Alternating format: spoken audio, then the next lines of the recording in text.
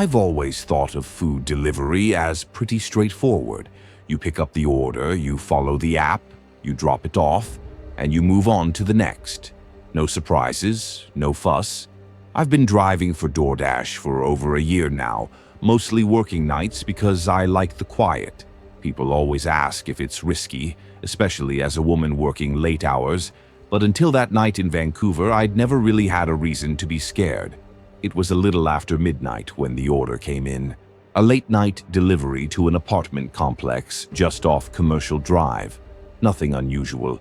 The name on the order was Andrew L., and it was just a burger and fries, pretty basic. I'd been doing a few late-night runs already, and this one popped up right as I was thinking about heading home. I figured I'd do one last trip, end the night on a clean number and call it. I picked up the order without any issue. The restaurant was one of those small 24-hour places, and they had the bag ready on the counter when I arrived. I double-checked the receipt, confirmed the address in my app, and drove straight over. The apartment complex looked normal enough, typical low-rise with a few dim lights in the hallway windows. Nothing out of place. As I parked outside the building, I noticed movement near the main entrance. At first, I thought it was just another resident coming or going. But when I stepped out of my car, I realized it was a child, a boy, maybe 7 or 8 years old, sitting on the front step in blue pajamas. No shoes, no jacket, just bare feet on the cold concrete. I hesitated, instantly on alert. Kids that age don't usually hang around outside alone, especially not at midnight. I approached cautiously, keeping my voice calm. "Hey there," I said softly, not wanting to startle him. "Are you okay?" The boy looked up at me with big, round eyes. He didn't seem scared exactly, but he was definitely upset. His lower lip was trembling just a little. "I'm locked out," he said. His voice was thin and uncertain, like he was holding back tears. "My mom went to get the food." For a second, that didn't make sense. I glanced down at the delivery bag in my hand. "You mean this food?" He nodded quickly. "Yeah. She said she'd be right back." Something felt off immediately. Parents don't usually leave their kids outside alone in the middle of the night, not even for a quick food run. I crouched down to his level, keeping my tone gentle.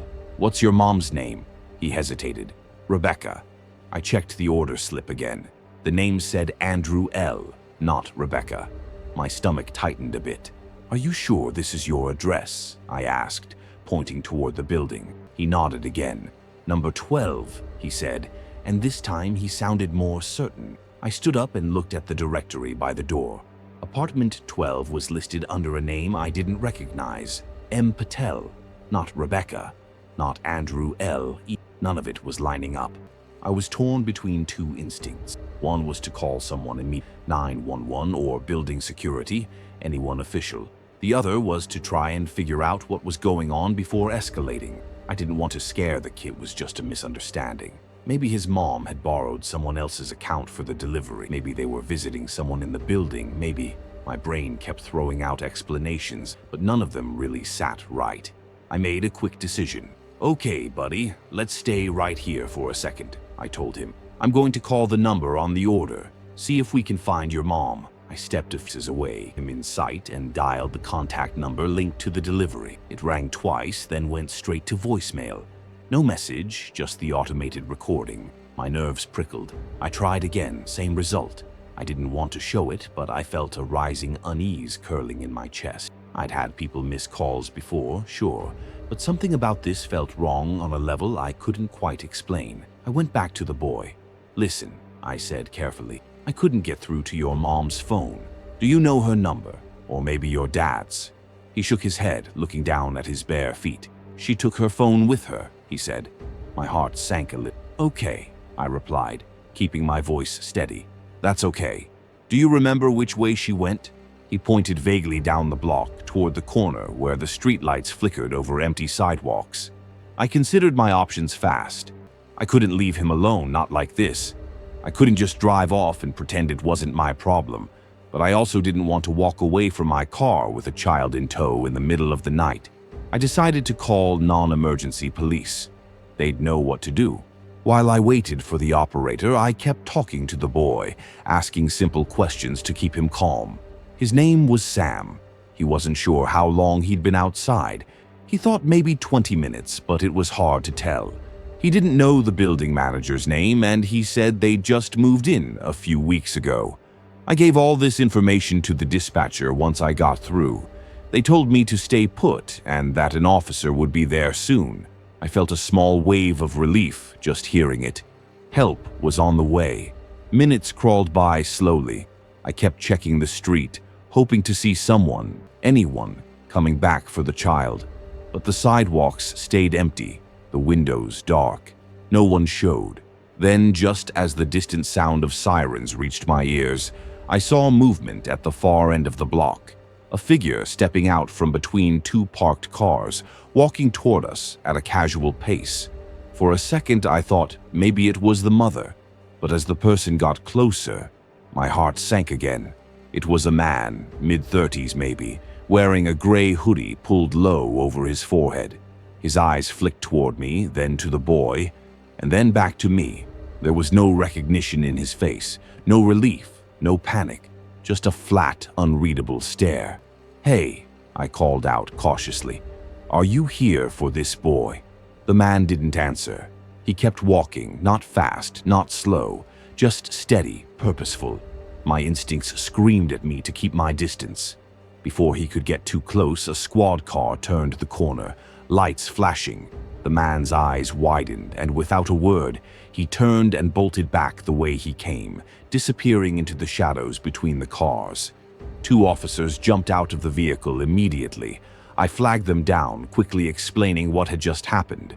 They took off on foot in the direction the man had gone, while another officer stayed with us. Sam clung to my side now, his small fingers gripping my jacket tightly. "That's not my dad," he whispered, voice shaky. "I know," I told him softly. "You're safe now." The officers didn't catch the man, but they took my statement and carefully questioned Sam. It turned out there had been a string of similar incidents in the area recently. Fake delivery orders placed to lure drivers to specific addresses. Sometimes it ended in theft, sometimes worse. But this time they hadn't expected a child to be involved. It raised all kinds of new concerns. Eventually, they managed to track down Sam's mother. She wasn't far, actually, in a nearby building, completely unaware of what had happened. She'd never placed the order.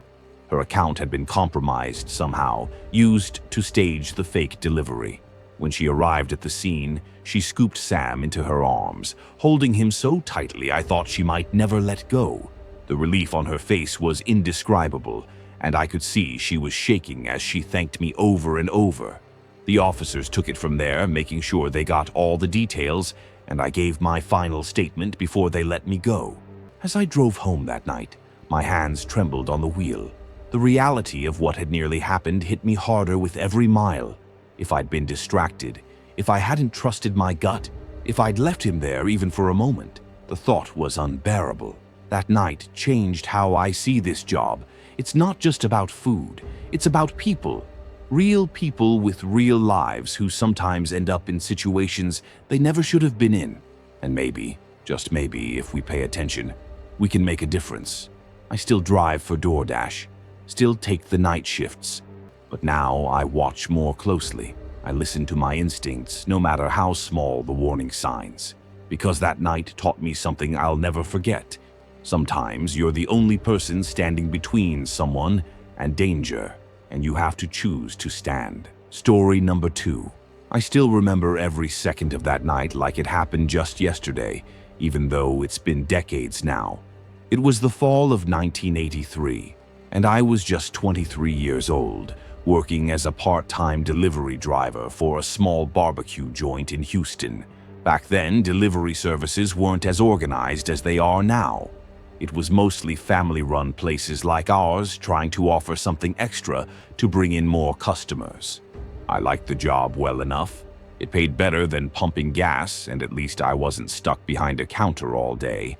That night, my boss asked me to take a late delivery a little outside the usual zone. It was an address scribbled on a notepad, no printed receipts or GPS apps back then. He said the customer had called in, promised a fat tip, and gave rough directions somewhere past the old highway. I hesitated for a second, but I could use the extra cash. I threw the bag of ribs and sides into the passenger seat, grabbed a bottle of cola for the road, and headed out.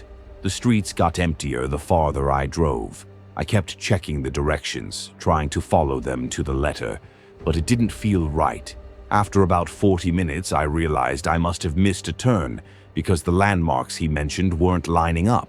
I passed the same rusted-out billboard for a second time, and that's when my stomach sank. I was lost. My map was no help since it didn't even show the newer developments out this way. I thought about turning back, but then I noticed a flickering sign up ahead.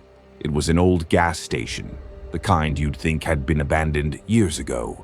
I figured I could pull over, gather my thoughts, maybe even find someone to ask for directions if I was lucky. I turned into the lot and rolled to a stop near one of the faded pumps. The moment I killed the engine, something felt off. I don't know how to explain it, but it was this gut-deep unease, like I'd interrupted something I wasn't supposed to see. I shook it off as nerves and reached for my map again. That's when the worst thing happened. I turned the key to start the engine back up, and it gave me nothing but a weak click. Again and again, my battery had died. I smacked the steering wheel in frustration. Just my luck. Lost in the middle of nowhere with a dead battery and lukewarm ribs in the passenger seat. I stepped out of the car to see if I could spot a payphone or maybe a nearby house. That's when I noticed them. Footprints. Fresh ones. Not old, muddy prints, but crisp outlines leading away from the front of the station around the back of the building. They didn't belong to me, and they certainly didn't belong to anyone in the car because I was the only one there. For a second, I just stared at them, debating whether to follow or ignore them entirely. I should have gotten back in the car and locked the doors, but curiosity got the better of me. Maybe there was someone around who could help with a jump start. Maybe this wasn't as bad as it seemed. I took a breath and followed the tracks. Rounding the corner of the building, I immediately felt a chill of regret. There was an open door at the back of the station, slightly ajar, like someone had gone inside in a hurry. I called out, keeping my voice even, though I felt anything but calm. "Hello? My car's dead. I could use some help." Silence. I waited a few seconds, but no one responded. Against my better judgment, I stepped closer and pushed the door open wider. Inside, the place was a mess. Empty shelves, dust-coated counters, a few scattered cans. But what caught my eye wasn't the disarray. It was the faint sound of something dragging across the floor, like a heavy object being pulled. I froze, heart thudding against my chest. Maybe it was an animal, I tried to convince myself, or maybe some homeless guy camping out. Either way, I shouldn't have been there. Every instinct screamed for me to turn around, but before I could, the dragging noise stopped. Then a man's voice called out softly, rough and dry, like he hadn't spoken in days. "Help me." My breath caught in my throat. It wasn't a scream or a threat, just a weak plea for help. Against every logical thought in my brain, I stepped further inside, eyes scanning the gloom. In the far corner, half concealed by empty boxes, I saw movement. There was a man lying awkwardly on the floor, as if he had collapsed mid-crawl. His clothes were filthy, torn in places, and his face was pale, almost gray. He looked up at me, and the moment our eyes met, a terrible dread settled over me. "Are you hurt?" I asked, my voice cracking slightly. He tried to answer, but instead he coughed violently, a raspy, wet sound that made my skin crawl. He lifted an arm, as if reaching for me, but his hand trembled too much to stay steady. My instincts warred with my conscience. Part of me wanted to help, drag him out, get him to safety, if safety even existed out here. But another part of me, the deeper, older part, knew something was horribly wrong. Before I could move closer, a sharp metallic noise clanged from the front of the station. It sounded like the clatter of falling tools. I spun around, pulse racing, and nearly slipped on the dusty floor. Someone else was here. I backed away from the man on the floor, my eyes flicking between the open door and the shadowy interior. I couldn't tell where the sound had come from exactly, but it felt like it was drawing closer. Then the man on the ground spoke again, his voice barely a whisper. "Don't let them take me back." My mouth went dry. I didn't know who he meant, but the terror in his voice was unmistakable. Without another thought, I bolted. I turned and ran out the back door, heart pounding so hard I thought it would burst from my chest. I didn't stop until I reached my car, yanking on the handle and slamming the door behind me. I fumbled with the keys, knowing full well the battery was dead, but I had to try. I turned the key. Click. Turned it again. Click. Useless. I looked up, scanning the perimeter, desperate for any sign of movement. That's when I saw them. Two figures stepping out from behind the storage shed near the edge of the lot. They weren't in uniforms or anything official, just regular clothes but filthy and worn, like they'd been living rough for a long time. One of them held something metallic in his hand, maybe a crowbar or a length of pipe. I couldn't be sure. They were watching me, not rushing, not yelling, just watching. Panic surged through me. I threw open the passenger door and grabbed the bag of food, not because I thought it would help, but because I couldn't bear to leave anything behind that could slow me down. I scrambled out the other side of the car and took off running down the road. I didn't look back. I didn't dare. My lungs burned as I pushed my legs to their limits, sprinting away from the station, from the figures, from the man inside begging for help. I didn't know where I was going, but anywhere felt safer than there. After what felt like miles, I saw headlights approaching in the distance. A beat-up pickup truck slowed as it neared, the driver leaning out the window with a concerned look. "You all right, son?" he called out. I gasped for breath, waving frantically. "Please, I need help. My car broke down, and there's people back there." He didn't ask questions. He just told me to hop in. I scrambled into the passenger seat, still clutching the bag of food like it was a lifeline. As we drove away, I finally dared to look back over my shoulder. The station was shrinking in the distance. No sign of the figures, no movement at all. The man drove me to the nearest town and let me use the phone at a small diner. I called my boss, then the police. An officer gave me a lift back out to the gas station a couple of hours later, but when we arrived, the place was completely deserted. No footprints, no open doors, no sign of anyone.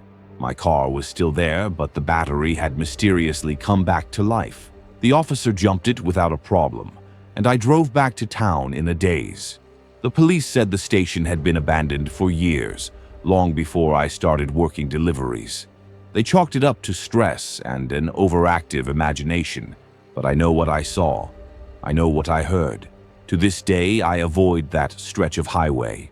No delivery is worth what I went through that night. And sometimes, when I close my eyes, I can still hear that ragged voice pleading softly, desperately, "Don't let them take me back." Story number 3. I still remember that day so clearly, even though it's been years. Some memories just carve themselves into your brain and refuse to fade. It was late 1999, and I had been working as a delivery driver for a small local food service in London. We weren't as big as the modern delivery giants you see today, but we had our steady flow of customers. People liked the convenience, and honestly, I liked the job well enough. It was simple, paid the bills, and gave me some breathing room in life. That evening started out like any other. I just finished a delivery run in central London when my work pager went off, signaling a new order. I checked the slip and frowned slightly. The address was unusual. A remote cottage way out near the edge of the city, past the suburbs, almost into the countryside.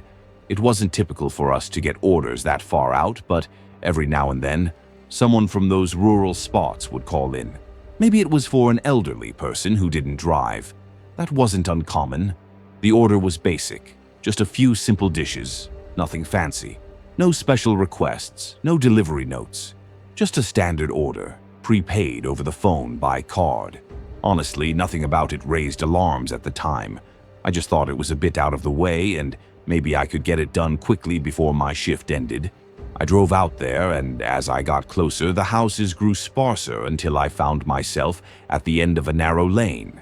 At the very end sat the cottage, small and unassuming. I parked just off the gravel path and grabbed the food bag. Walking up to the door, I knocked lightly, like I always did. There was a moment of silence, then the sound of slow footsteps inside. When the door opened, an elderly woman stood there, her face lined with age but her eyes still sharp. She looked at me, then at the food in my hands, her expression folding into a deep frown. "Evening," I said, holding up the bag. "Delivery for Mrs. Winthrop?" She hesitated. "I didn't order anything," she replied, her voice firm but confused. I double-checked the slip, reading the name and address aloud. "Mrs. Lydia Winthrop? This is 12 Hollow Lane, right?"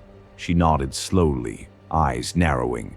"That's correct, dear, but I live alone, and I certainly didn't place any order." There was a pause, awkward and uncomfortable. I've had people forget about their orders before, even deny them, but something about her tone felt different. She wasn't confused in the way a forgetful customer might be. She was genuinely puzzled and, if I wasn't mistaken, a little alarmed. "Maybe someone ordered it for you. Family, maybe?" I suggested. Her expression hardened. "My family doesn't visit anymore, and they wouldn't be ordering me food. No one has my account details." She looked past me toward the empty lane, almost as if checking for someone else. "Who did you say placed this order?" I flipped over the slip. The customer name matched hers. No special requests, no different name on file. I was about to show her the order details when my pager buzzed again. Expecting another delivery, I checked it instinctively, but instead of a new order, it flashed, "Pending delivery. Awaiting confirmation." I frowned. Normally, once you reach the delivery point, the system allows you to confirm completion or mark an issue if there's a problem. But now it was locked, just frozen on pending. I tried tapping a few options, but nothing responded. "Bit of a glitch," I said, forcing a smile, though my stomach had begun to twist a little. "Maybe the system's acting up." The old woman crossed her arms, clearly unsettled now. "Who paid for it?" I scanned the slip again. "Paid by card. Number ends in 4493. I read out. Her face paled slightly. "That's my card." My mouth went dry. She stared at me, waiting for an explanation I couldn't give. My brain started spinning, running through possibilities. Fraud? But why would someone use her own card to send her food she didn't order? "Maybe someone used your card without your knowledge," I suggested carefully. She shook her head firmly. No one else has access to my account. I don't even use it often." As if to underline her point, her landline phone on the small table inside began to ring. She stepped back instinctively, glancing toward it, but made no move to answer. Something in her eyes told me she already knew she didn't want to pick it up. Then my mobile buzzed in my pocket. Back then, we didn't have smartphones, but work-issued mobiles were standard for drivers. I pulled it out. Unknown number. I hesitated, but curiosity got the better of me. I answered. "Hello?" There was nothing at first, just silence. Then a click, and the same order number from my slip was recited in a flat, mechanical voice, followed by my name. "Delivery pending. Confirm delivery." The call cut off before I could respond. I stared at the screen, then at the old woman. Her landline kept ringing over and over, relentlessly. "Do you think someone is watching us?" she asked in a low, nervous tone. I wanted to say no, but I didn't want to lie. My stomach churned as I fought to keep my expression calm. "Maybe it's just a prank," I said, but even to my own ears my voice sounded thin. Suddenly, her phone stopped ringing. Dead silence. I swallowed hard, thinking the worst had passed, but then my mobile buzzed again. Same unknown number. Against my better judgment, I answered a second time. "Delivery pending," the voice droned. "Customer awaits receipt." The line went dead again. I turned back to the woman. "I think we should call the police," I said quietly.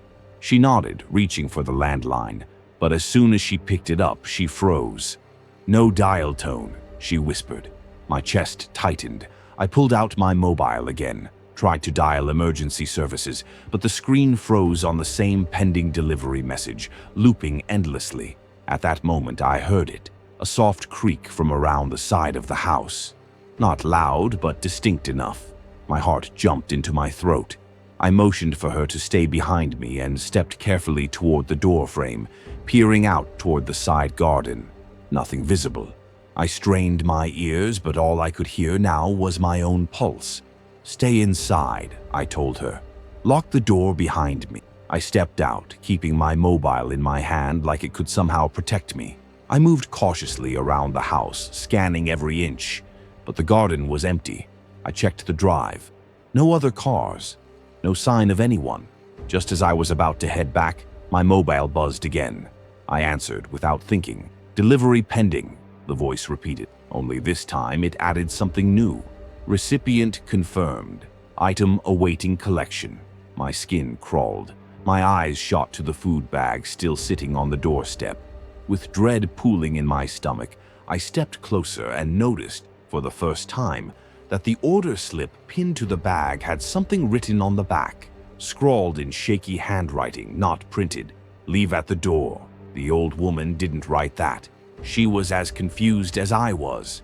I turned to her, and she was already standing just inside the door, her face as pale as I felt. "Did you see anyone? Anything?" I asked. She shook her head slowly. "I told you I live alone." My pager buzzed sharply again, jolting me. New message. "Confirm delivery. Time expiring." Enough was enough. I wasn't waiting around to see what happened when the timer ran out. I grabbed the food bag, flung it back into the car, and slammed the door shut. I helped her inside and locked her door, then told her to stay put until I could fetch help. I drove straight to the nearest police station, pushing the old delivery van harder than I should have.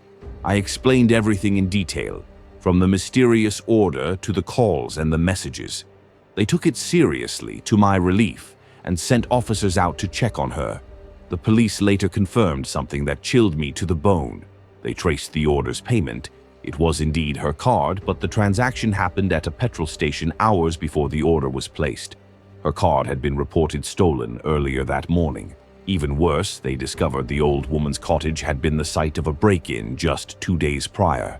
Nothing had been stolen, but whoever had broken in knew exactly where she lived and likely had access to her details. They never found the person responsible, but at least the woman was safe. She was taken in by her family for a while, and new security measures were installed at her home. As for me, I never saw another order from that address. In fact, I left the delivery job not long after. But to this day, every time I think about it, my blood runs cold. I still wonder what would have happened if I had left that food bag at the door as instructed, or if I had waited too long to act. Some deliveries just aren't meant to be completed. Story number 4. I can tell you exactly how it happened because the details never left me. It's been years, decades even, but when you've lived through something like that, the memory has a way of freezing itself in your mind, like a photograph you didn't mean to take. Back in 1986, food delivery wasn't what it is today. There were no apps, no sleek uniforms, no GPS guiding you turn by turn. We were called runners, and we ran orders across the city for whoever was willing to pay. You took calls from dispatch, scribbled down the address on a notepad, and got moving. Simple as that. I was 19 then, working nights at a diner and running lunch orders during the day to make ends meet. Chicago wasn't forgiving if you wanted to stay afloat, but I hustled hard. That day started just like any other. Nothing special about it. I had 3 orders lined up by noon, all office buildings in the loop, easy walking distance. My last order of the morning came through at 11:45. 2 tuna sandwiches, a side of chips, and a coffee. Pickup from the usual place, drop off at Renfield Tower, 31st floor. It was a familiar name. I'd been there plenty of times before delivering for different offices. No alarms in my head. I clipped the receipt to the bag, threw my satchel over my shoulder, and set off. When I got to the building, I noticed a small group of people standing outside, maybe 5 or 6 of them, dressed in business suits, chatting casually near the entrance. I figured they were just on a smoke break. I didn't think much of it. I pushed through the revolving doors and crossed the marble lobby, heading straight for the elevators like I'd done so many times before. The security guard at the front desk didn't even glance up at me. Normally, they at least give you a nod, but this guy had his head buried in a folder. Looking back, that should have tipped me off, but when you're young and running on autopilot, you don't see warning signs until they smack you in the face. I punched the elevator button for the 31st floor, balancing the bag on my knee while the car hummed its way up. My mind was on tips. Renfield Tower usually meant decent gratuity, especially from corporate orders. Maybe a $2, maybe even a $5 bill if they were feeling generous. That was enough to keep me moving. The elevator doors slid open smoothly, and I stepped out into an unusually quiet hallway. Too quiet. I paused for half a second, not because I was scared. Why would I be? But because something felt off. Usually, the floor buzzed with phones ringing, heels clicking, people chatting between cubicles. But there was nothing. Not a sound. Just empty desks and a faint mechanical hum from the ceiling vents. I started walking, telling myself it was probably lunchtime and everyone was in the break room or a meeting.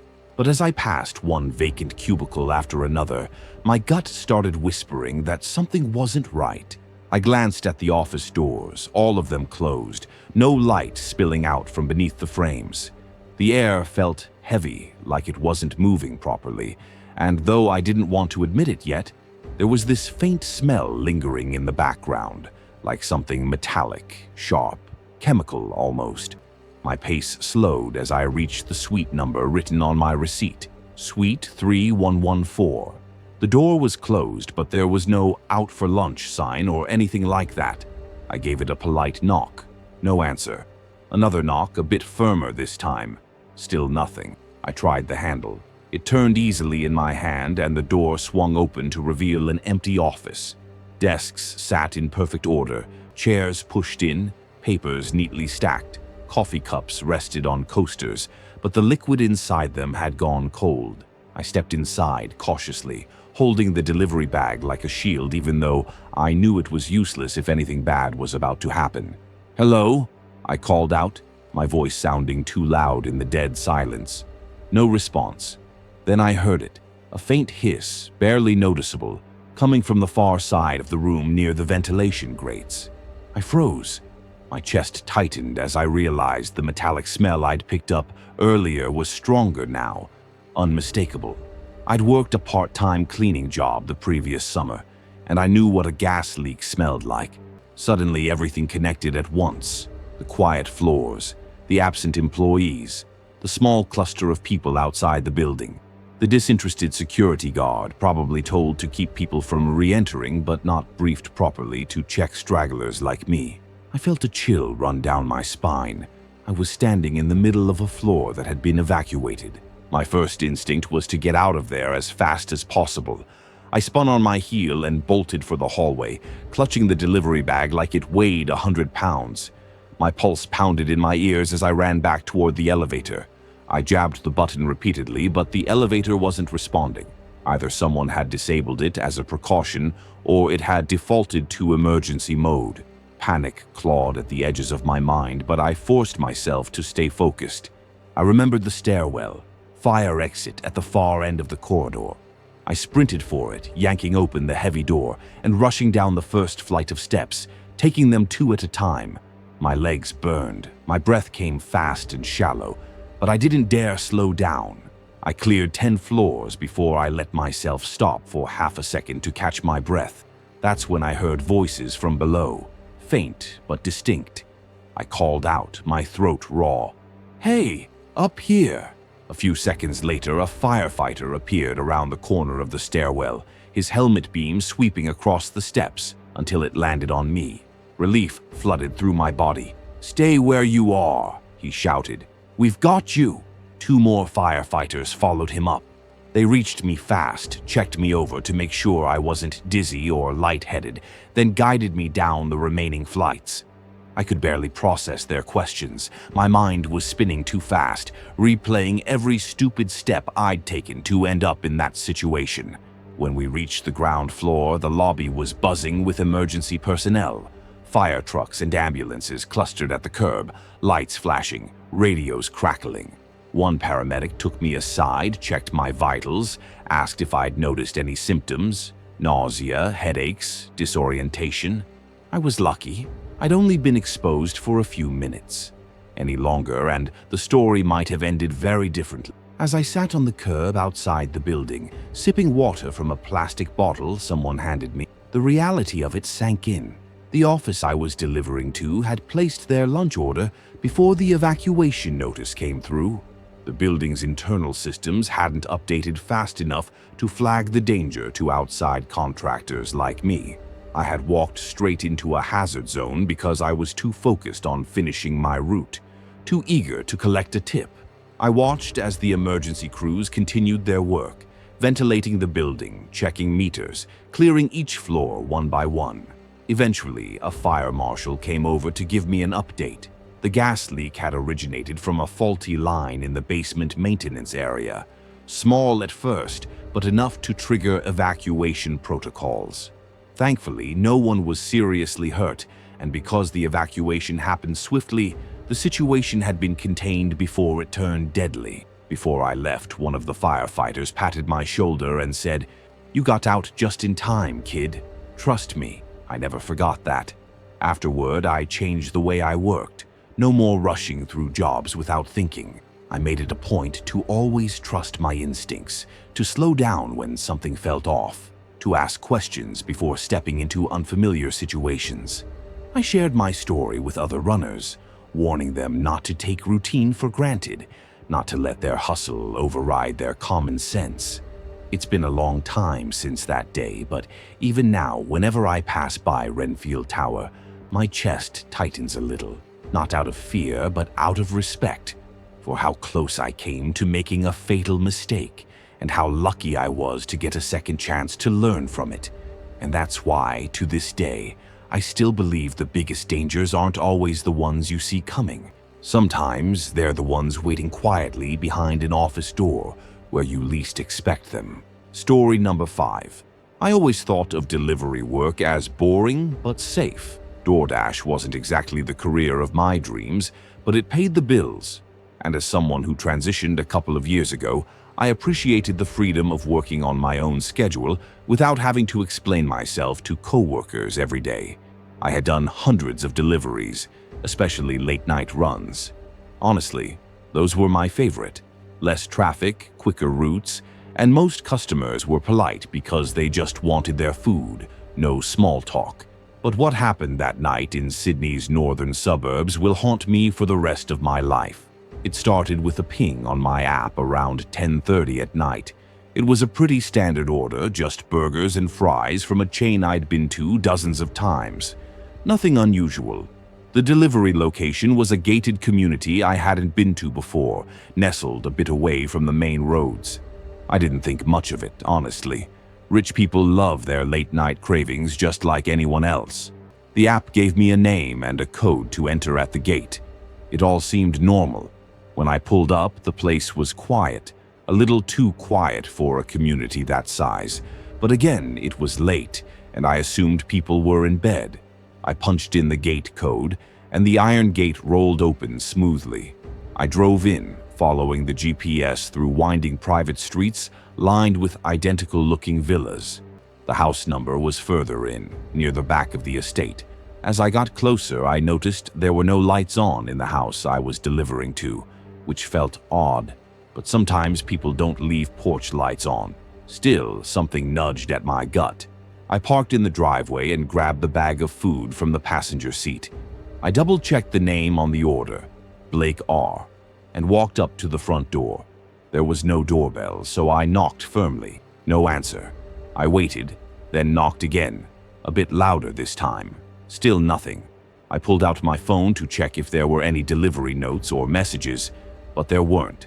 Just as I was about to mark the order as undeliverable, I noticed a slight movement at the window beside the door. Someone had definitely just pulled the curtain back. I caught a glimpse of a shadowed figure, but they didn't open the door.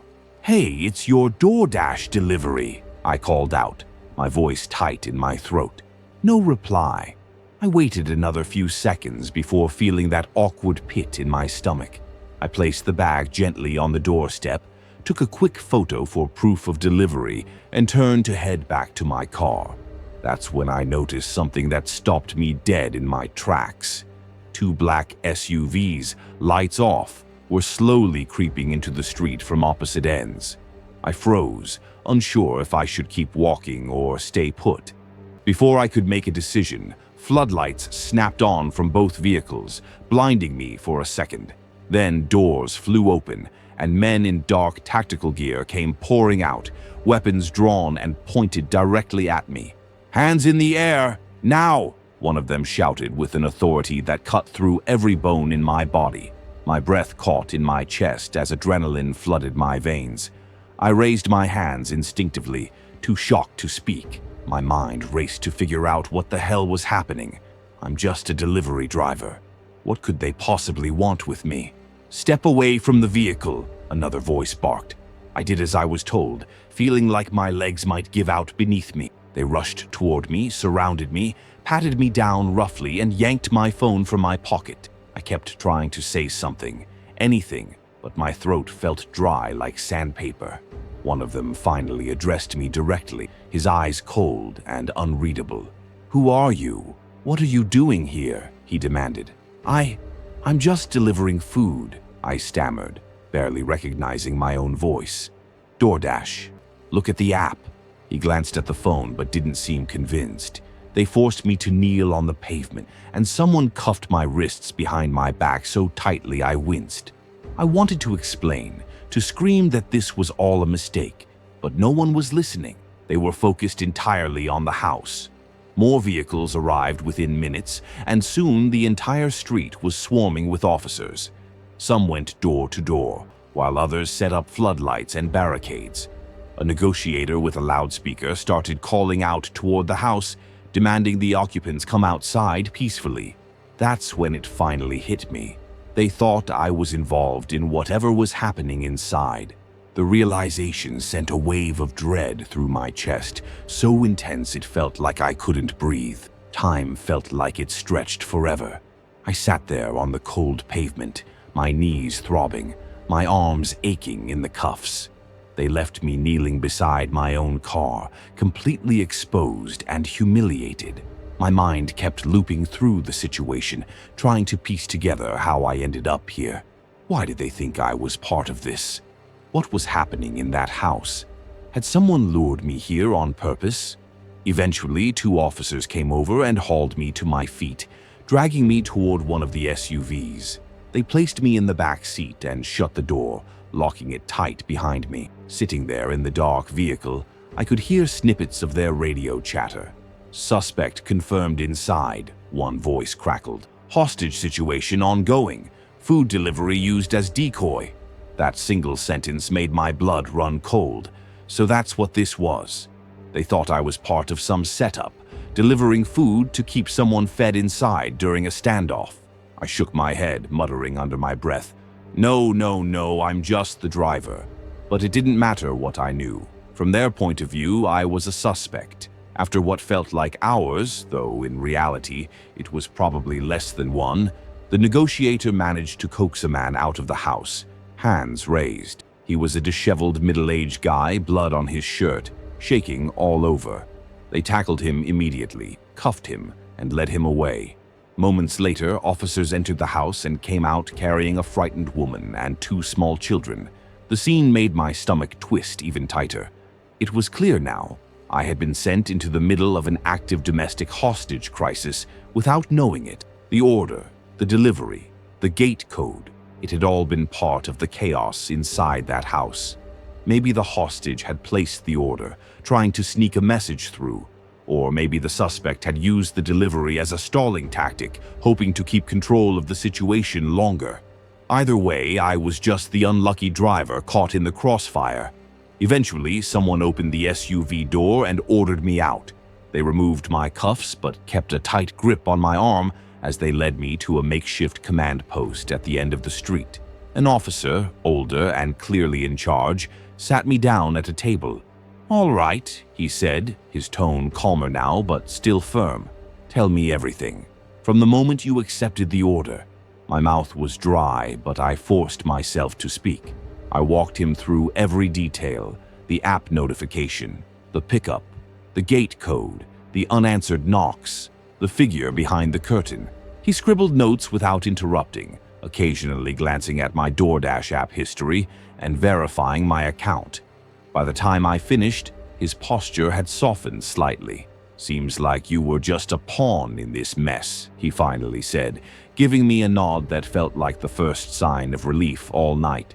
"You're free to go, but we might need to contact you later." They let me retrieve my phone from one of the evidence bags. It was scratched but still functional. When I checked it, there were over 20 missed calls from my partner, my sister, and my best friend. I realized the whole ordeal had lasted nearly 3 hours. It felt like a lifetime. They escorted me back to my car, and as I sat behind the wheel, my hands still trembled on the steering wheel. Even though they'd cleared me, I couldn't shake the feeling of being violated, used like a chess piece in someone else's dangerous game. I drove home slowly, every glance in the rearview mirror making my chest tighten, as if I expected to see those black SUVs tailing me again. When I finally reached my apartment, I sat in the car for a long time before going inside. The moment I stepped through the door, I broke down. Tears I didn't even know I was holding back came flooding out all at once. I wasn't crying because I'd been arrested or because I'd been humiliated in public. I cried because it could have ended so much worse.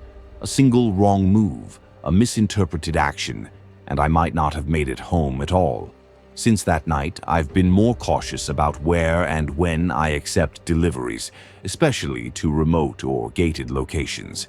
I trust my instincts a lot more now. If something feels off, I listen, because no amount of delivery fees is worth risking your life. Story number 6. If you've ever done delivery work, you'll understand this right away. There's something about late-night shifts that plays tricks on your mind. You start out feeling sharp, even a little excited because the roads are clearer. The rush is gone and you think you might actually make good money in less time. But as the hours drag on, you get tired, careless even. And that's when the weird things happen. For me, the weirdest thing, the thing that still makes my stomach tighten when I think about it, happened on a Thursday night in the spring of 2021, somewhere in the quieter pockets of New York City. I was running DoorDash full-time back then.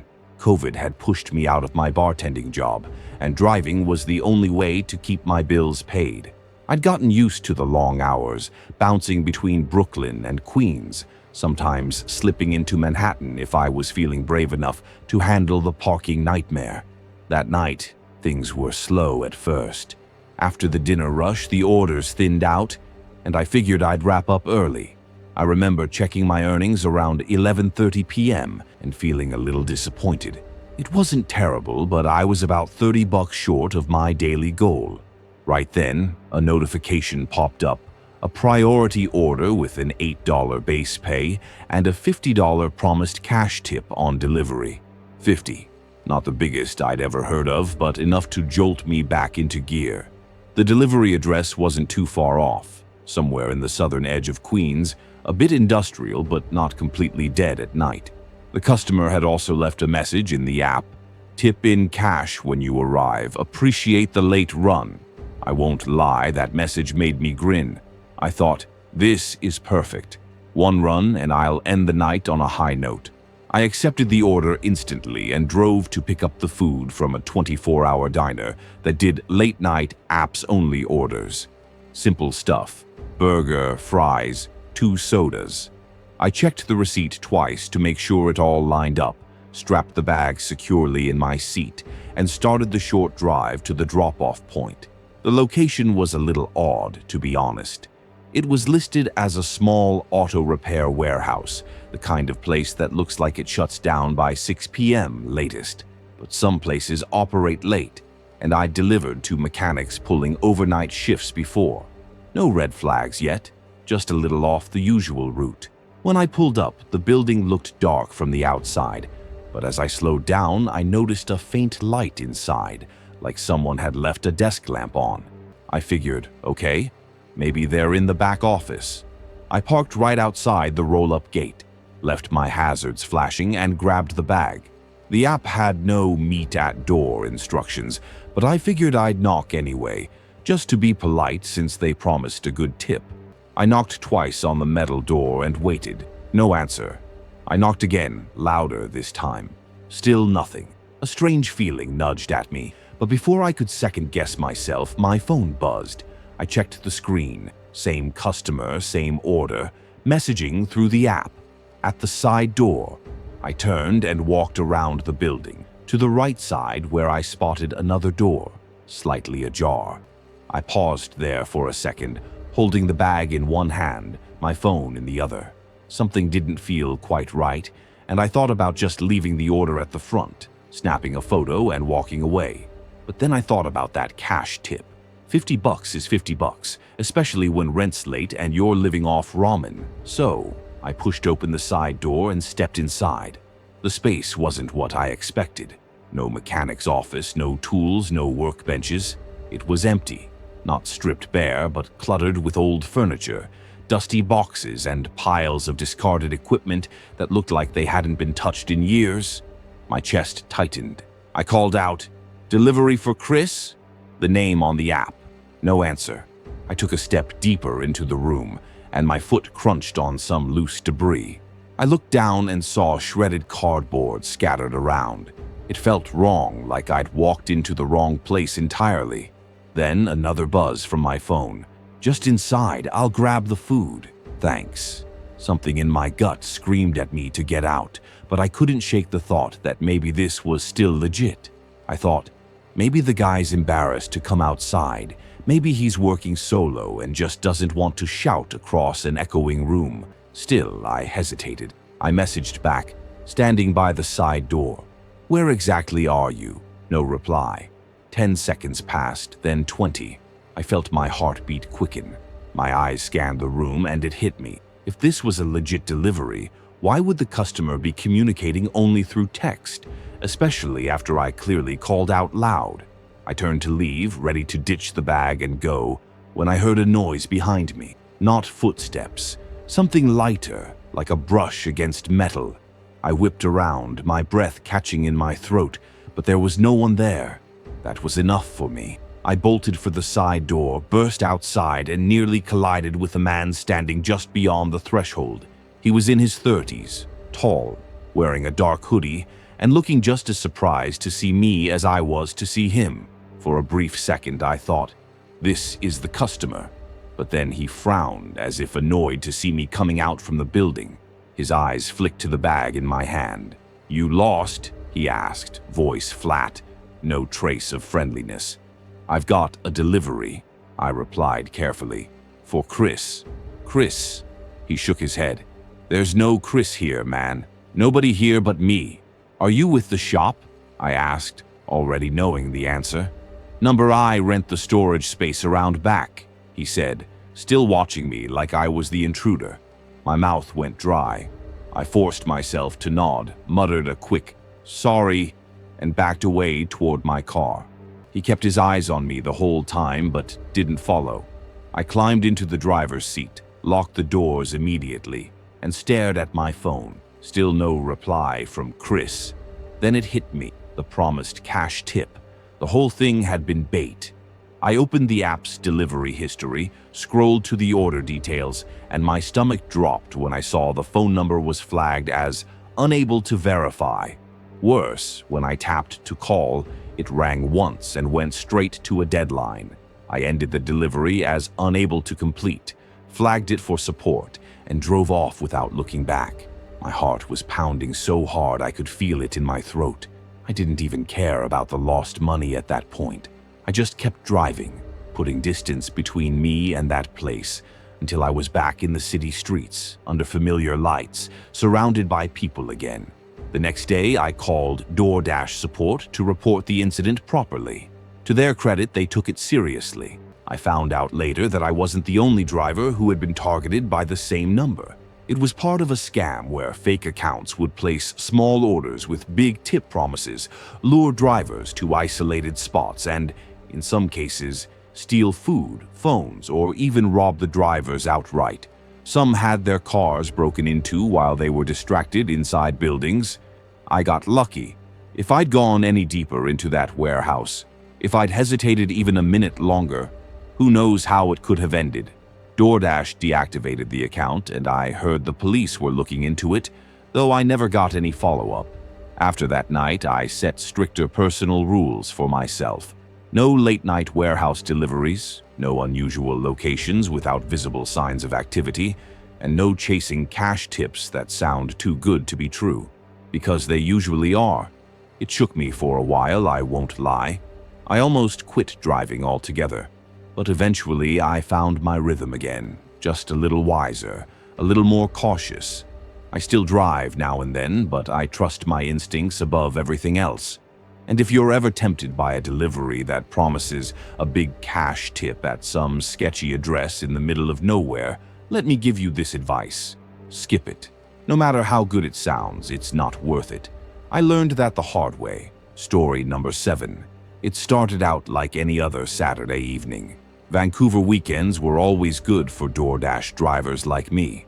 People didn't want to cook, and that meant steady orders, back to back. I'd been driving since noon and was already halfway to my target for the night when I got a ping from a sushi place I'd delivered from dozens of times. Nothing unusual about it. The order was ready for pickup. Destination just a 15-minute drive, straightforward. I pulled into the parking lot, grabbed my delivery bag from the back seat, and walked into the restaurant. The staff there knew me well enough to give me a quick nod as soon as I came through the door. "Order for Jason," I said, reading the name from the app. The woman behind the counter checked her screen, packed up the bag, and handed it over with a polite smile. But just as I turned to leave, I heard the door chime again behind me. Another driver stepped in, scanning the pickup orders. He was around my age, maybe mid-30s, wearing a DoorDash jacket just like mine. He glanced at his phone and then at the counter. "Order for Jason?" he asked, holding up his phone for the staff to see. That caught my attention immediately. I stopped in my tracks, turned around, and checked my phone again to make sure I hadn't misread it. No, Jason. Same restaurant, same timestamp. I frowned and stepped closer, showing my phone to the other driver. His eyes narrowed as he compared his screen to mine. Identical order numbers.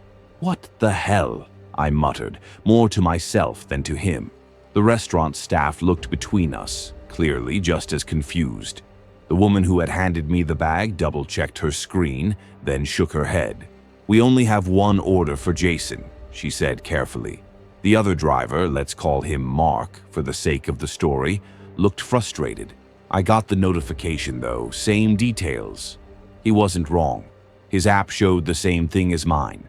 Jason, apartment 4, B1529 Willow Lane. Everything matched. "Maybe it's just a system glitch," I offered, though even as I said it I felt a weird unease in my chest.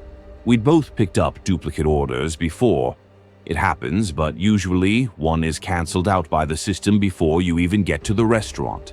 Not this time. Mark and I exchanged an awkward look. I offered to deliver the order since I had the food, and he agreed. "Yeah, go for it," he said. "I'll report it to support." I got back in my car, still thinking about how odd that was. As I pulled out of the parking lot, I saw Mark still standing outside, looking down at his phone, frowning hard like something didn't add up. I almost felt bad for him, thinking he'd wasted a trip.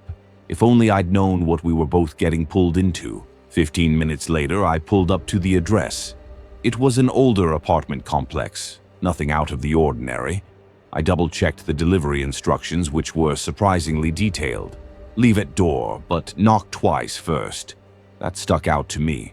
Most people just wanted the no-contact drop-off and maybe a picture, but this felt unnecessarily specific. Still, I followed the instructions. I walked up to apartment 4B, knocked twice, and waited.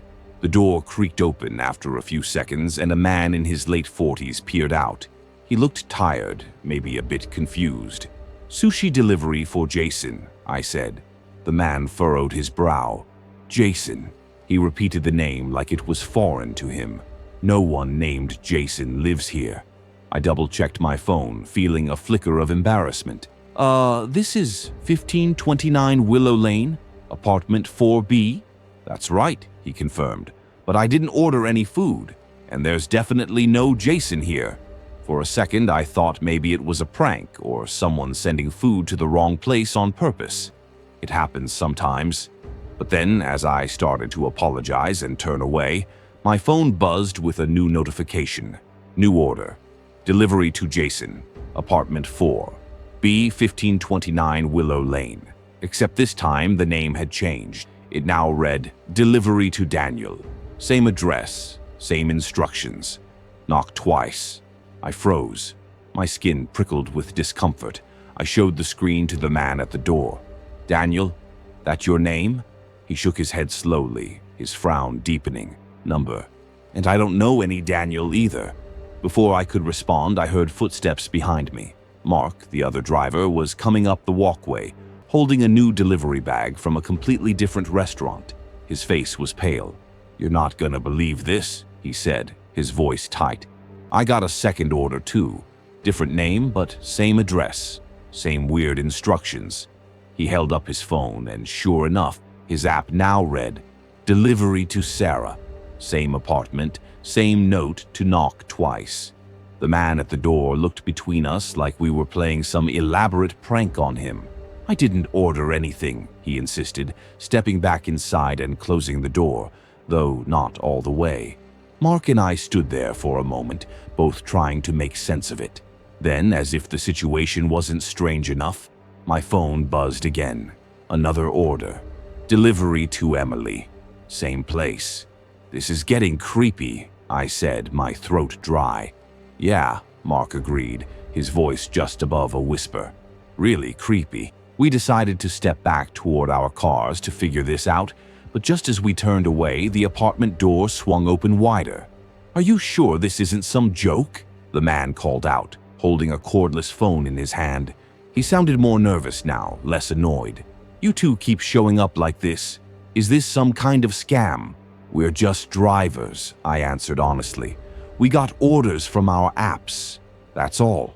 As if on cue, both our phones buzzed again. Two new names. Same address. Mark cursed under his breath. "No way this is a coincidence." That's when we noticed something else.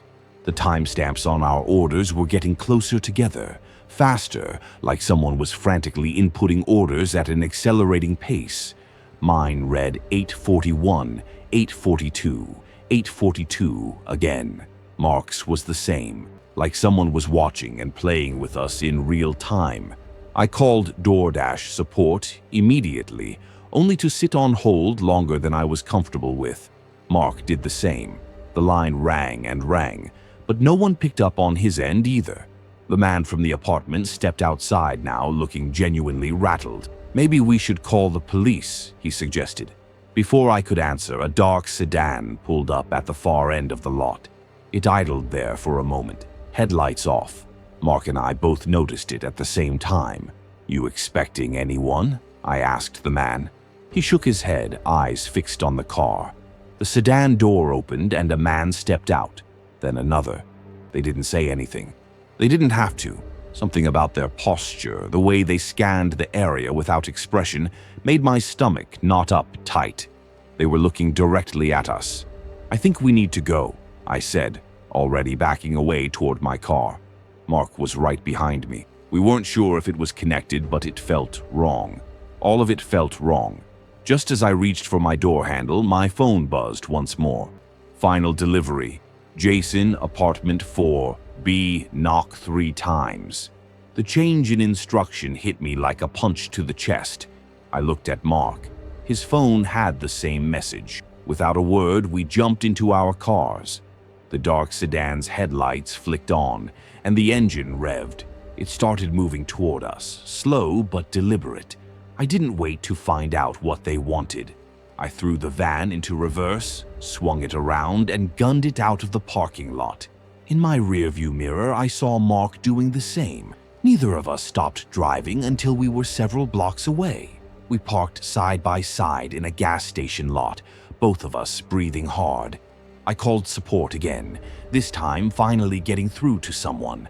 I explained everything as calmly as I could, though my hands were still shaking. The representative sounded concerned but confused. According to their system, no orders had been placed for that address after my original one. Nothing for Jason, Daniel, Sarah, Emily, or anyone else. There was only the initial sushi order. No duplicates, no follow-ups. When I asked about Mark's orders, they claimed there was no record of him being assigned anything for that address at all. I didn't know what to say, I still don't. The police later checked the area but found no trace of the sedan or the men inside it. The apartment was, in fact, rented by an older man who had no idea what was going on. He'd never heard of the names we mentioned. He told officers he lived alone. Support closed the case as an app glitch. Maybe that's what it was. Maybe. But to this day, Mark and I still message each other every so often, just to check in. We both still drive for DoorDash. But neither of us has accepted an order to 1529 Willow Lane again. And if that address ever pops up on my screen, I swear I'll delete the app right then and there. Because whatever that was, it wasn't just a glitch. Story number 8. I can tell you straight, there's nothing that makes time crawl slower than knowing you're stuck and no one's coming. I never used to think much about stairwells, honestly. They were just part of the job. If the elevator took too long, you cut through the stairs. Simple, fast, routine. But after that night in 2015, I started looking at every stairwell like it was a trap waiting to snap shut. It was just supposed to be another quick drop-off. Nothing special. I'd been driving for DoorDash full-time for about 8 months. Los Angeles is a weird city to do deliveries in. One moment you're on wide-open boulevards, the next you're crammed in some back alley behind a glass tower that blocks out the sun. I liked the challenge, though. Kept things interesting. And that night was going smooth. I'd already done 4 runs, and this one was my last before I called it quits for the evening. I was already picturing my couch, some leftover noodles, and a cold drink. The delivery was to a high-rise in the downtown district, one of those slick corporate buildings with glass walls and chrome finishes. The customer had left a note in the app. Use service entrance for faster drop-off. Fair enough. I'd done that plenty of times. Service entrances are usually faster because you skip the front desk questions. The app gave me the unit number on the 24th floor, and I thought I was being smart by not waiting for the elevator, which I could hear rumbling slowly somewhere far above. So I found the stairwell by the back entrance, pushed it open, and started up. I've always been the type who takes stairs 2 at a time. Get it done, keep moving. But this one wasn't like the usual fire escape stairs. It was narrower, older, definitely not as clean as the main ones. But I shrugged it off. What mattered was getting up there fast, dropping the food, and ending my shift. I cleared the first 10 flights easy. Around the 15th floor, I felt my legs starting to burn, but I pushed through. It was when I hit the 20th floor that I noticed something weird. The exit doors were all marked with emergency exit only, alarm will sound. That wasn't unusual in itself, but something about it gnawed at me. Usually in these buildings, at least some of the stairwell doors double as regular access. I paused, caught my breath, and tried the handle just to check. It didn't budge. I frowned and moved up to the 21st. Same thing. Locked solid. I told myself not to get worked up. Maybe it was just a fire code thing. Maybe these floors were private offices. I kept going. When I finally hit the 24th floor, I felt a thin sheen of sweat on my back, but I was relieved. I pulled out my phone to check the customer notes again, just to be sure. The unit was 2403. I reached for the door, twisted the handle, and felt my chest tighten when it didn't move. Locked. No give at all. My first thought was simple, almost dismissive. Maybe I got the wrong door. Maybe there were 2 stairwells, so I backtracked to the 23rd floor to test that one. Same result. Locked tight. Tried the 25th. Locked again. That's when it really started to sink in.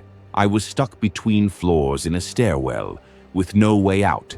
I told myself to stay calm. No reason to panic yet. I pulled out my phone to call the customer, thinking maybe they could buzz me in or let someone know. But when I unlocked the screen, I saw the worst thing I could have seen. No service. 0 bars. Not even a flicker of a signal. That was the moment my stomach turned. There's this creeping dread that settles in when you realize you're isolated, even in a city of millions.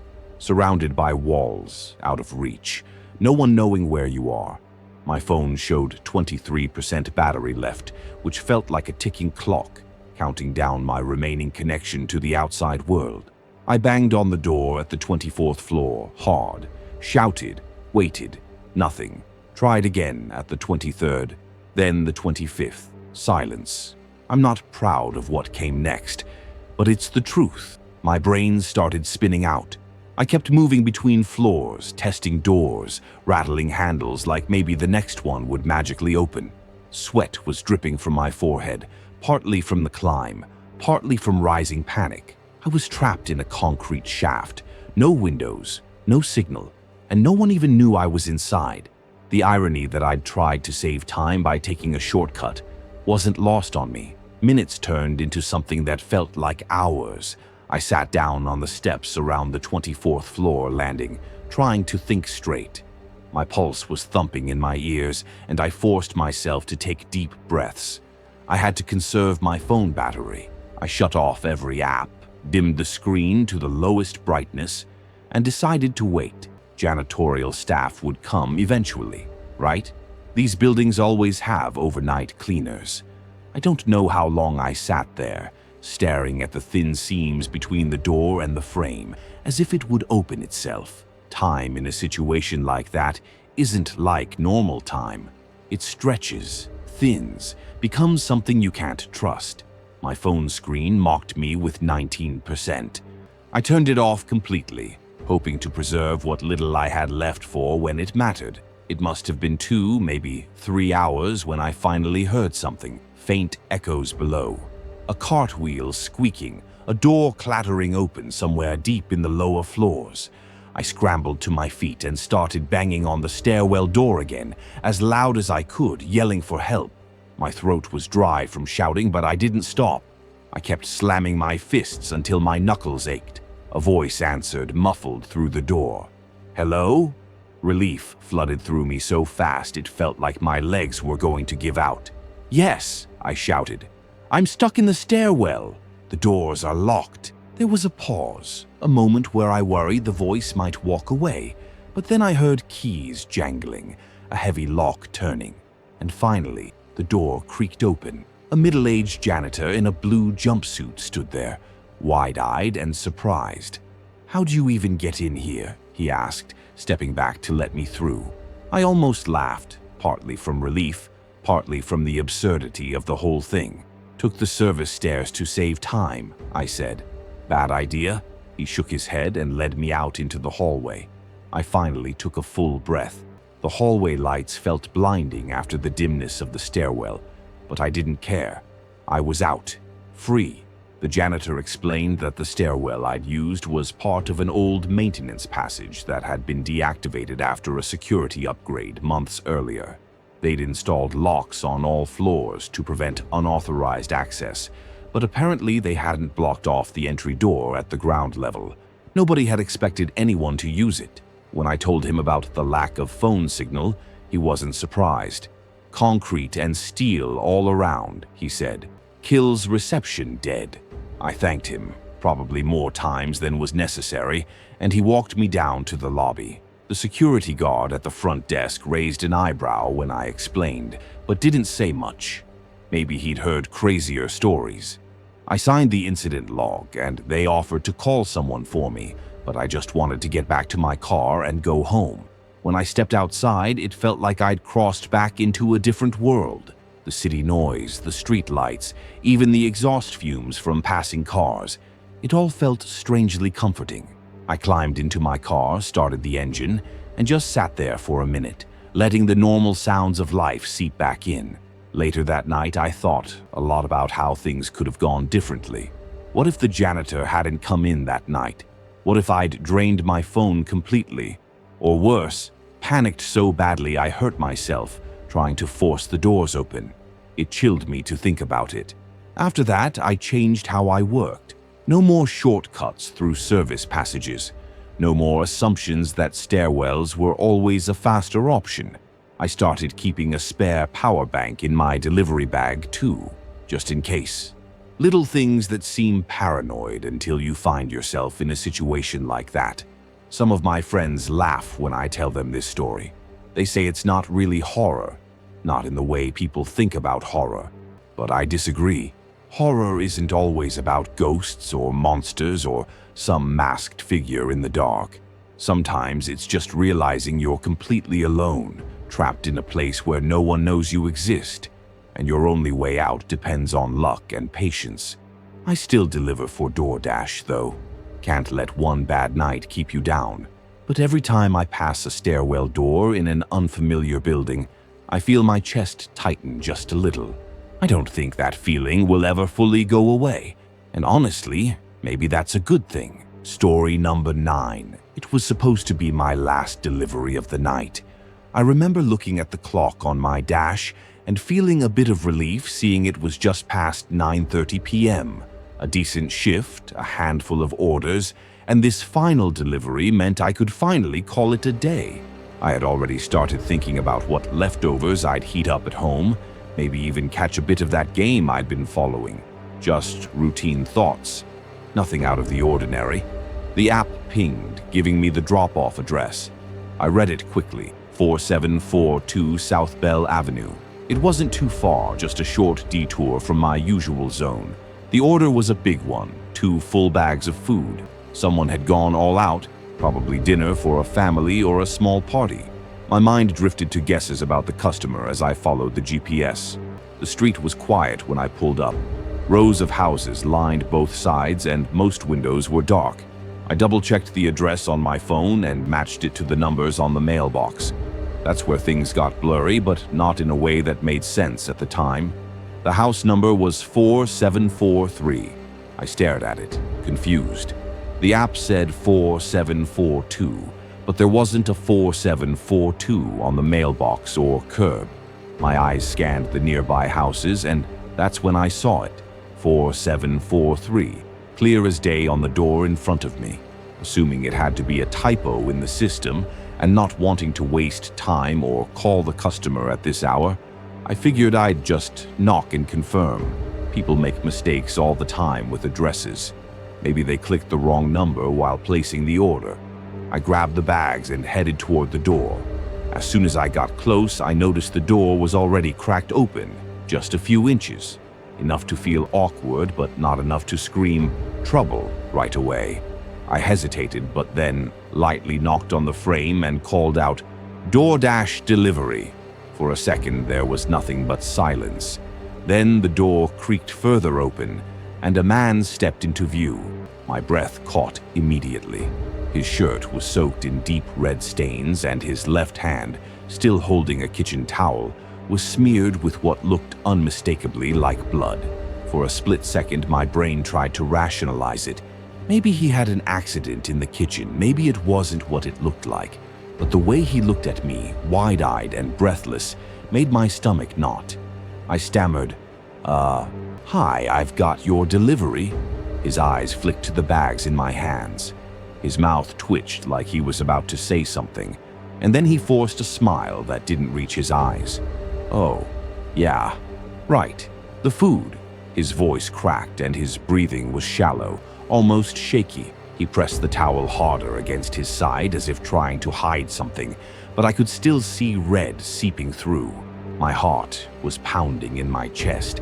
Everything in me screamed to back away, but I froze. I didn't want to assume the worst, and a small part of me clung to the hope that this was all some bizarre accident. Still, my hands started to tremble, and the bags rustled as they shook. You okay, man?" I managed to ask, my voice barely steady. He forced another thin smile and gave a nervous laugh that sounded like it belonged to someone completely unhinged. "Just little kitchen accident," he said. "It's fine, really." Before I could respond, a sudden burst of noise came from behind him. A loud thud, like something heavy had dropped to the floor deeper inside the house. His head snapped toward the sound and his face drained of color. He turned back to me, his expression now tight with panic. "Listen," he said quickly, "could you just—" But he never finished his sentence. Flashing red and blue lights exploded across the front yard, bathing us both in color. My eyes widened in disbelief as several police cars screeched to a halt along the curb. Doors slammed open and shouts filled the air. "Get down! Police!" Everything happened so fast it felt unreal. I instinctively dropped the food bags and threw my hands in the air. My heart hammered in my chest like it was trying to escape. I couldn't understand what was going on. Officers stormed toward us, weapons drawn, and before I could even explain, they were yelling at me to get on the ground. "Face down, now!" I obeyed, my knees hitting the cold concrete of the porch. My hands were already above my head, and I felt rough hands grab my wrists, pulling them behind my back as they cuffed me tightly, my face pressed against the ground, and I could barely breathe from the sheer panic coursing through me. They dragged me down the steps of the porch, away from the house. From the corner of my eye, I saw them doing the same to the blood-covered man. He didn't resist. He barely moved at all, like he'd accepted whatever this was long before I even arrived. I tried to speak, to explain that I was just the delivery guy, but my voice caught in my throat. I was too shaken, too overwhelmed to form words. All I could do was sit there, hands bound behind me, while officers swarmed the house. Minutes felt like hours. The chaos was unbearable. Officers shouted commands at each other, and eventually they started bringing people out of the house. 2 other men, one limping heavily, both looking like they'd been in some kind of fight. I caught glimpses of paramedics rushing toward the scene, stretcher in tow. The whole place had turned into a full-blown crime scene. Finally, after what felt like forever, an officer knelt beside me. His tone was sharp but calmer than the others. "Who are you? What are you doing here?" My voice cracked as I answered, I'm a DoorDash driver. It's a delivery. That's it. I swear." He narrowed his eyes, studying my face for a moment, before looking toward the bags of food still scattered on the porch. He called out something I couldn't quite hear, then looked back at me. "Stay here." I couldn't do much else. Eventually, they uncuffed me but didn't let me leave. They sat me on the back of an ambulance, kept asking the same questions over and over. My name, my delivery route, how I got the order, if I knew the man at the door. I kept repeating the same things as honestly as I could, my voice hoarse from fear and exhaustion. A detective approached me at some point, holding my phone in a sealed plastic bag. He asked if I'd kept the delivery app open, if they could check my logs. I nodded quickly, desperate to clear my name. They scrolled through my delivery history, confirming the address and timestamps. Hours later, they finally pieced it together. The original delivery was meant for 4742, the house next door. Somehow, in my tiredness, I'd confused the number and knocked on 4743 instead, right in the middle of an active investigation. As it turned out, the house had been under surveillance for suspected gang activity. Earlier that evening, there had been a violent altercation inside, and police had been moments away from breaching when I unknowingly walked straight into the middle of it. They told me after that my unexpected arrival had thrown the entire operation into chaos. The man who answered the door had panicked, unsure whether I was part of the sting or a coincidence. The loud thud I'd heard was one of the suspects trying to hide evidence. It all spiraled so fast, and I just happened to be in the wrong place at the worst possible time. The police eventually released me once they confirmed I was nothing more than an innocent delivery guy. They even apologized, which felt strange given how terrifying the whole thing had been. I drove home in silence, my hands still trembling as I gripped the steering wheel. I kept replaying the moment over and over in my mind. The door opening, the man's blood-streaked shirt, the panic in his eyes, and the flashing lights erupting around me. It took me days to feel normal again. Even now, months later, every time I approach a delivery, I double-check the address 3 times, sometimes 4. I don't care if it makes me look paranoid. I can't afford to make that mistake again. Because the truth is, what happened that night wasn't just a freak accident. It was a brutal reminder of how fast things can turn sideways. One wrong number, one tired glance at an address, and your whole life can change in an instant. And for me, it almost did.